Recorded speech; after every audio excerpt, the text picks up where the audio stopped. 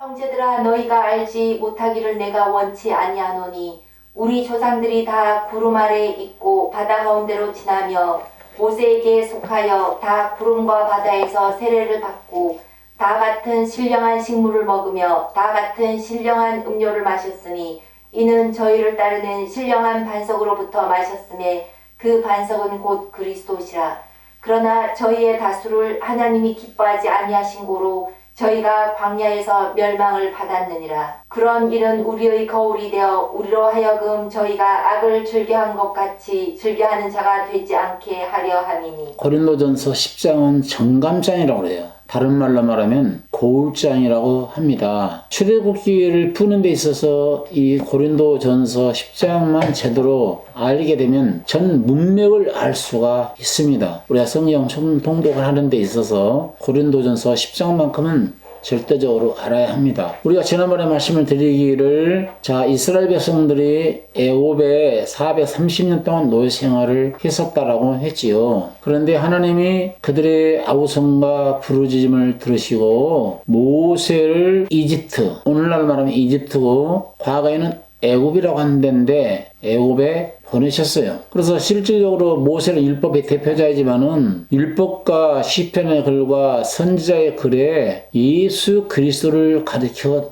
놓았다라고 하는 말씀을 우리가 누가복음 24장을 통해서 읽어볼 수가 있었지 않았습니까? 그렇기 때문에 사도행전 3장 22절에도 모세가 말하되 주 하나님이 너희를 위하여 너희 형제 가운데 나 같은 선지자 하나를 세울 것이니, 모세와 같은 선지자를 세울 것이니 너희가 무엇이든지 그 모든 말씀을 들을 것이라.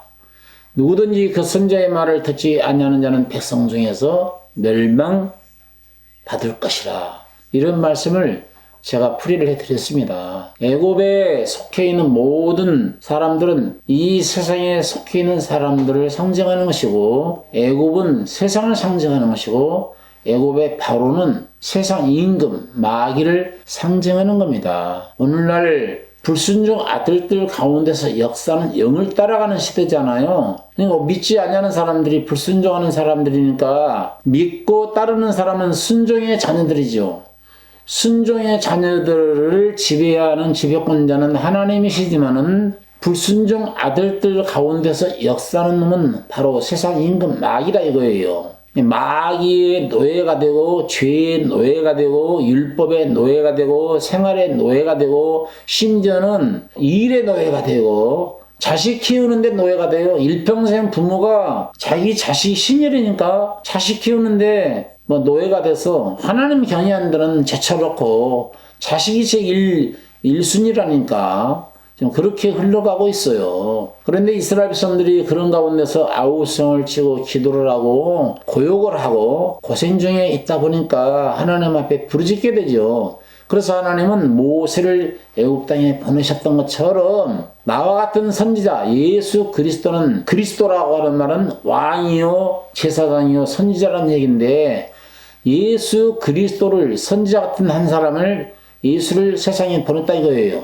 그러니까 이스라엘 백성들이 모세의 말을 듣지 않고 따라오지 않게 되면 거기서 멸망받는 것처럼 선지자 나 같은 선지자 하나를 세상에 보내셨으니, 예수 그리스도를 보내셨으니 너희는 저희 말을 들으라. 그의 말을 듣고 따르라. 그렇지 않으면 멸망받으리라. 이렇게 모세와 그리스도를 이야기하고 있는 거예요. 그러니까 지난번에 말씀드렸던 것처럼 애굽은 세상이고 애굽의 바로는 세상 임금 마귀를 상징하는 거고, 6월절 날 피바로가 나왔잖아요. 그 6월절 날 피는 예수 그리스도의 보혈을 상징하는 거예요. 보혈이 우리 마음팍, 좌우 문술주, 우리의 마음과 우리의 겉사람과 우리 속사람의 피가 완전히 발라져야 돼요. 속마음 속에 예수의 피의 흔적을 가지고 있는 사람은 죽음의 사자가 넘어가는 거고 저주가 넘어가는 겁니다. 그래서 장자 재앙 때 이스라엘 백성들 가정에 자우문술주의 피가 이렇게 발라져 가지고 장자 재앙이 이스라엘 백성에게는 닥치지 않았고 심판과 진노가 머물지 않아서 결과적으로 구원을 받았는데, 그래서 이스라엘 백성들이 6월절날 피바로가 나오잖아요. 그리고 너희가 광야길을 걷는 동안에 일주일 동안 유교병을 먹지 말고 무교병을 먹어라, 누룩 섞이지 않는 떡을 먹어라, 이렇게 말씀을 출애굽기 12장 쭉 읽어보면 나와요. 그래서 무교병이라고 하는 것은 옵슬 무자죠. 유교병이라고 하는 것은 있을 유자고, 그러니까 누룩이 섞인 떡을 먹으면은 이스라엘 백성에서 끊어지는 것이고, 무교병을 먹게 되게 되면은 영광의 나라까지 입성하게 된다는 것이죠. 오늘날 예수의 보혈을 바르고 애굽에서 나왔습니까? 예수의 보혈을 의지해서 애굽에서 나왔습니까? 그러면은 유교병을 먹지 말고 무교병을 먹으면서 누룩 섞인 떡이 뭐예요? 율법 설교죠, 기복 설교, 샤머니즘 설교, 그 다음에 과학적인 설교, 인본주의 설교, 잡다한 보는 거 의지하면서 믿어가지 않습니까? 천국 받느니 지옥 받느니 해가면서 다 이게 유교병이죠. 지토 계시니 뭐 특별히 계시니 하면서 믿어가지 않습니까? 그게 다 그 누룩 섞인 떡입니다. 누룩 섞이지 않는 순수한 하나님의 말씀만 믿고 가라 이거예요. 그런데 믿고 가는 데 있어서 뭐가 이제 부딪힙니까? 홍해바다가 부딪히죠. 그러니까 오늘 본문에 바다에서 세례를 받았다고 하지 않습니까? 그러니까 홍해바다를 걷는 이유는, 홍해바다는 무엇을 상징하죠? 세례를 상징하는 것이죠. 그리고 홍해바다를 건너서 어디 나옵니까? 광야라고 하잖아요. 광야는 교회를 상징한다고 제가 말씀드렸잖아요. 사도행전 7장 38절 읽어보고 넘어가겠습니다. 시내산에서 말하던 그 천사와 및 우리 조상들과 함께 광야 교회에 있었고, 여보세요. 광야를 교회라고 표현하고 있잖아요. 그러니까 세례를 받고 홍해바다를 건너서 광야로 나오니까 광야는 교회인데, 이제 오늘날 교회와 똑같은 거죠. 광야 교회고, 오늘날은 이제 유형교회와 무형교회가 있는 겁니다. 유형교회는 건물교회를 말하는 거고, 건물교회에 복음이 떨어지지 않냐면 무형교회, 두세 사람이 주의 이름으로 모이는 곳에 함께 있다 했기 때문에 유형교회가 전부 다 누룩이 나오고 무교병이 나오지 않고 생명의 떡이신 그리스도가 전파되지 않고 보혈의 능력이 전파되지 않냐고 세상 잡다한 커뮤니티로 교회가 이끌어 간다면은 그런 교회는 갈 필요 없지요. 가족끼리 모여서 찬송하고 제 시간에 딱 모여가지고 찬송 듣고, 그리고 이런 방송을 통해서 말씀을 듣고, 그리고 기도로 마치고 이렇게 믿어가야 되겠지요. 초대교회가 그렇게 하나님을 아름답게 믿어갔던 것처럼 거짓이 교회가 앞장설 때는 참 그리스도인들은 다 지하교회로 숨었지 않았습니까? 지하교회가 뭐예요? 오늘날 가정교회가 지하교회죠.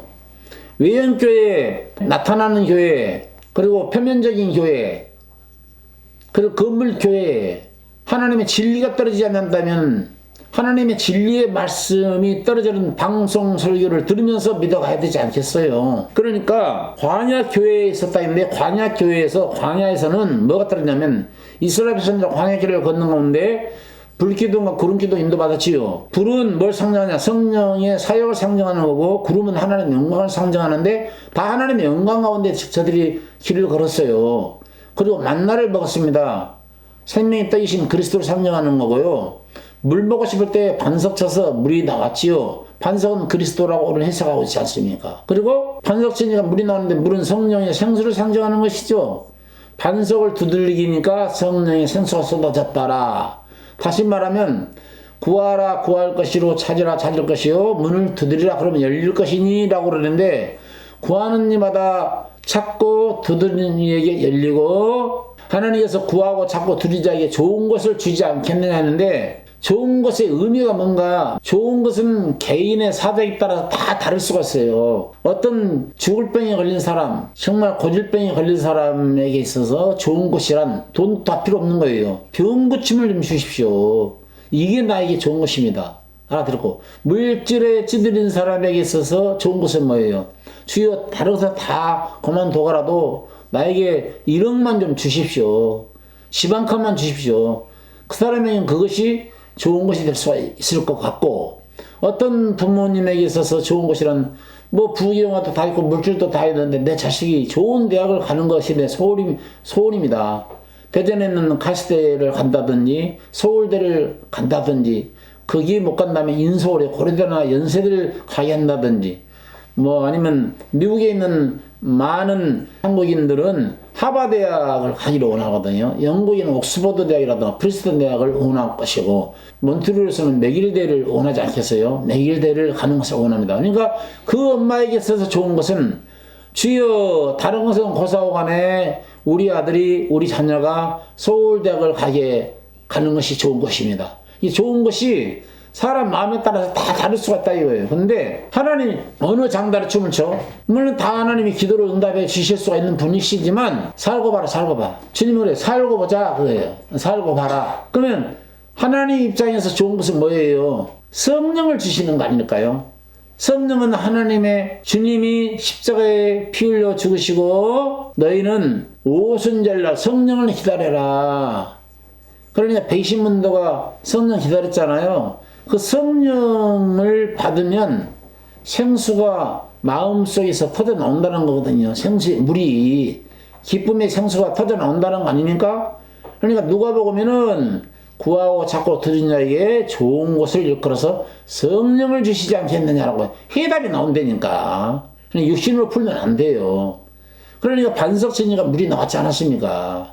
이것을 이제 본격적으로 내용 분해를 해 가도록 하겠는데 고린도전서 10장 1절 다시 한번 읽어보겠습니다. 형제들아 시작. 형제들아 너희가 알지 못하기를 내가 온치 아니하노니. 형제들아 너희가 알지 못하기를 내가 온치 아니하노니 그 말은 바로 알아라 그 말이야. 알지 못하기를 온치 아니한다 그 말은 바로 알아라.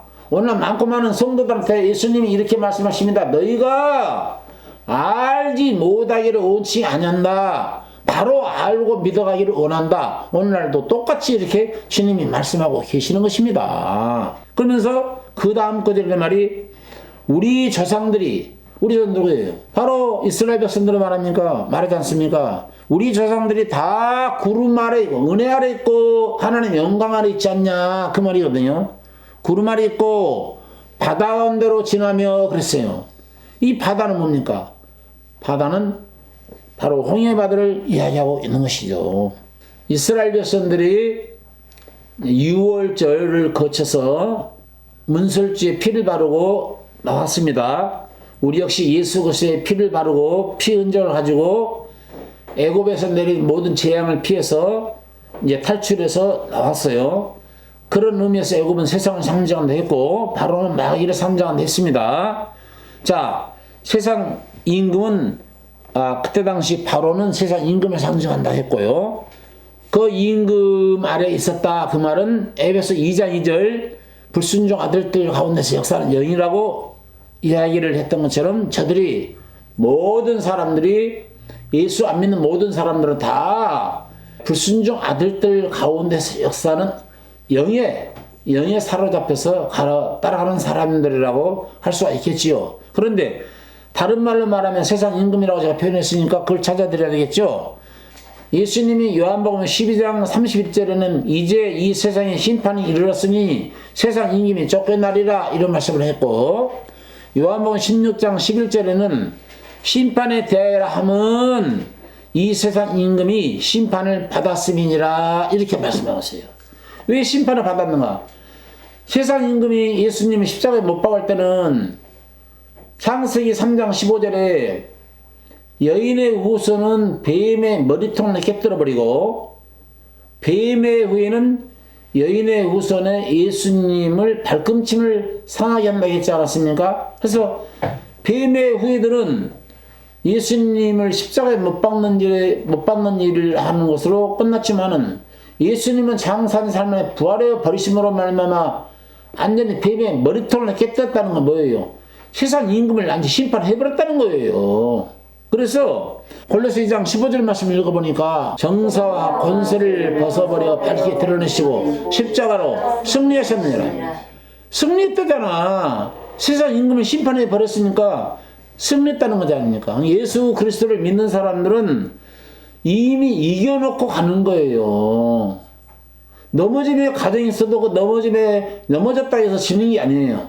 근본적으로 이겼다니까, 예수가. 머리 싸움에서 싸워주셔가지고 이겼다니까. 이분이 하늘 세계에서도, 예?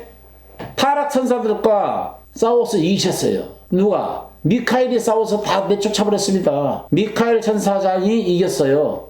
우리 예수님이 안 싸우시고 왜 미카엘 천사가 싸웠대요? 할지 모르겠지만 미카엘을 다니엘서를 자세히 읽어보게 되면 12장 1절 같은 읽어보게 되면 그레이트 프린스라고 나와요. 왕자란 뜻이에요. 크신 왕자란 뜻이에요. 그래서 거기서부터 하늘 임금이 독생자 예수 그리스도를 계획하셨지 않았나. 그래서 그 대군이란 말을 쓰거든요. 대군은 임금이란 말 되지만은 임금 군자예요. 천사에게 임금 군자를 붙여주질 않아요. 그러니까 이건 자세하게 다음에 제가 천상 세계에서부터 지상 세계와 아마겟돈 전쟁, 천상의 전쟁에서부터 아마겟돈 전쟁까지 예수님 재림까지 정확하게 제가 15강의를 통해서 이야기를 해드릴 건데요. 어쨌든 예수 그리스도가 천상에서도 싸우시고 지상에서도 싸우시고 앞으로 오셔서도 주님의 이양검으로 다 멸절시켜버린다니까. 우리 주님이 이기심을 단 한 번도 지신 역사가 없어요.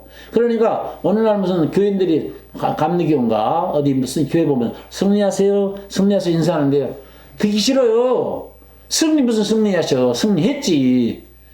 승리했는데 승리하세요. 네, 승리하세요.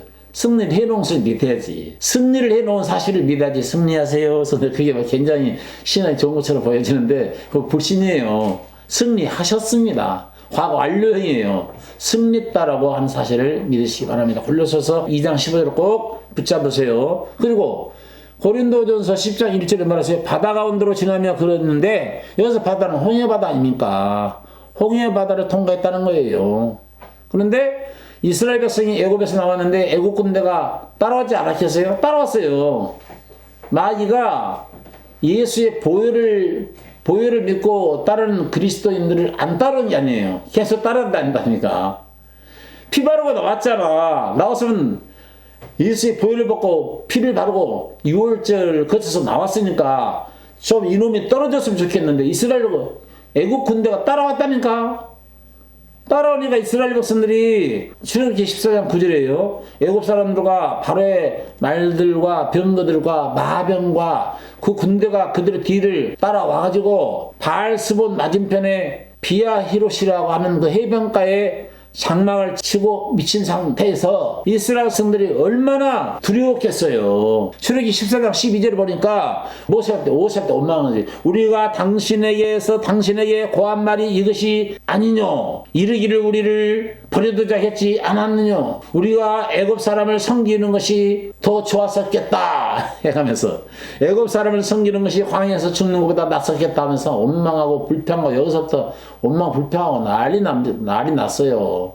모세가 정말 대단한 믿음의 영장이에요. 그런 걸 보면 아무리 불평하고 원망 불평해도 원망 불평하는 이스라엘 백성들한테 뭐라 한 게 아니고 여호와 싸우시는 걸 보라 하면서 외치고 나간다니까. 예, 원망 불평 다 들어줬습니다. 난이는 얼마나 괴롭혔는지 주여 여호와여 제가 이들을 낳았나이까 이런 말을 한다냐. 모세가 제가 이들을 낳았나이까. 하나님 인도라 해서 인도하고 있는데 너무나 원망 불평한다 이거지. 주여 제가 이들을 낳았습니까? 내 자식입니까? 내가 난 적이 없는데 그렇게 말하고 있다니까. 그렇게 원망 불평을 쏟아냈어요. 여호와께서 14장 14절 여호와께서 너희를 위하여 싸우시리니 너희는 가만히 있을지어다. 여호와께서 너희를 위해서 대신 싸워줄 것이니까. 이미 예수 그리스도께서 십자가에서 보혈을 흘리시고 장사한 살인반에 부활하심으로 말미암아 세상 임금의 머리통을 깼다는데, 이겼다는데, 승리했다는데 그 이후로 안 싸워주시겠다 이거야.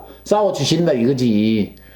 너희는 여호와를 잠잠히 바라보라. 여호와께서 싸우시리라 하면서 모세가 지금 출애굽기 14장 14절에 선포하고 있지 않습니까? 그러면서 이제 왜냐하면 이스라엘 백성들이 원망할 수밖에 없었다고 쓴 뒤에는 애국 군대가 따라오죠. 거기다 바다 놓여 있네. 진퇴양난이에요. 뒤로 물러갈 수도 없고 앞으로 나갈 수도 없고 진퇴양난이라 이거예요. 딱 갇혀서 죽게 생겼네. 그러니까 여호와께서 싸우시고 봐라. 예수님이 어떻게 싸웠습니까? 하나님 어떻게 싸웠어요? 그들을 쳐 죽였나요?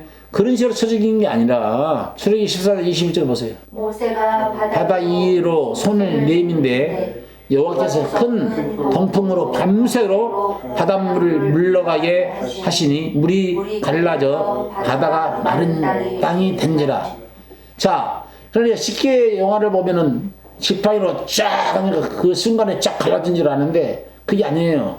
밤새도록 동풍을 불게 해가지고 물이 갈라서게 해서 새벽녘에 홍해 바다를 건너지요. 홍해 바다를 싹 건너고 그게 바로 여호와가 싸우시는 거야. 홍해 바다를 건너게 하셔서 이게 세례를 상징한다는 건데 홍해 바다를 건너온 다음에 이스라엘 백성들 다 건넌 다음에 이 온수들이 끝까지 따른다니까. 이제 바닷길이 사람이 지나갈 수 있는 마차가 지나갈 수 있는 길이 된 거야. 물이 벽이 되는 거고. 그러니까 그 갈라진 길로 겁없이 쳐들어온다니까. 애국 군대가 이스라엘 백성 잡아라. 우리 노예 생활을 우리 끌고 와서 노예로 삼자 하면서 계속 마차로 그냥 병거 타고 막 뒤쫓아오는 거예요. 그래서 모세를 향해서 물이 다시 합쳐지게 해라. 하나님이 물이 쫙 합쳐지게 한 바람에 전부 다 물로 완전히 수장됐어요. 물에 빠져 다 죽었습니다. 이런 식으로 하나님이 싸워서 완전히 100% 이겼어요. 100% 수장시켜버렸습니다. 14장 27절 제가 이르되 모세가 그 손을 바다에 내민데 새벽에 미쳐 애굽 사람들이 물을 거스려 도망하나 여호와께서 애굽 사람들을 바다 가운데 엎으시니 결론적으로 완전히 바다에 수장돼서 매장시켰습니다. 믿음으로 세례는 세상과 갈라지게 하고 죽음과 갈라지게 하고 죄와 갈라지게 해서 결국 구원에 이르게 하게 하는 것이 세례예요. 그래서 오늘날 물세례가 구원과 갈라지고 세상 갈라지고 죄와 갈라지게 하는 것이 아니고 예수 그리스도와 함께 십자가에 못 박혀 장사된 것을 믿는 것이 뭐냐? 그게 성령 세례예요. 성령 세례를 받고 나면 죄와 갈라지고 세상 갈라지고 마귀와 갈라지는 거라고 하는 것을 예표하고 있는 거예요. 그걸 표하는 것이 물세례죠. 결혼 안고 살아도 부부라니까 친구와 친척과 가족들과 이웃들을 다 모아놓고 결혼식을 올리잖아요. 우리는 정식으로 부부입니다 라고 공포를 하지 않습니까? 공포를 만민에게 공포하기 위해서 결혼식을 올리는 거고 결혼식을 안 올려도 호적을 서로 묻고 그죠? 혼인신고하고 그리고 부부로 살면 부부지요. 마찬가지예요. 우리가 침례를 안 받고 세례를 안 받아도 물세례 겉으로 안 받아도 성령 세례를 받으면 세례 받은 거나 매 마찬가지인데 천군에게 선포하고 온수에게 마귀에게 선포하고 모든 우주 만물에게 선포하는 선포식이 물세례식이죠. 침례죠. 초대교회는 침례를 했던 것이죠. 침례를 통해서 그리스도의 왕에게 장사 지냈다라고 하는 것을 각인시키기 위해서 침례 행사를 행했던 것이죠.